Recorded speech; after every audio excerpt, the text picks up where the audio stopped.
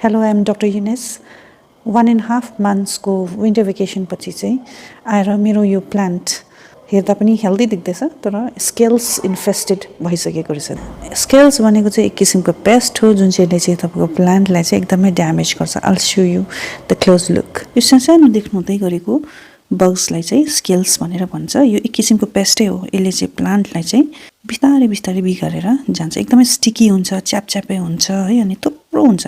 तपाईहरुले प्लान्टको पातलाई फ्लिप गरेर हेर्नुभयो भने यसको ब्याक साइडमा डाक्लाहरुतिर तपाईले देख्न सक्नुहुन्छ। अनि यसलाई चाहिँ कसरी क्लियर गर्छु? कटन बल्स हुन्छ या त सफा कटनकै है सुतीको कपडा सानो लियो अनि एकपल्ट कम्ती स्यानिटाइजर स्प्रे गरेर चाहिँ त्यो infected areas front side, back side, stem है डाक्लाहरु सबै सफा गर्नुपर्छ। जेन्टली एकदम हल्का हातले गर्नुपर्ने हुन्छ।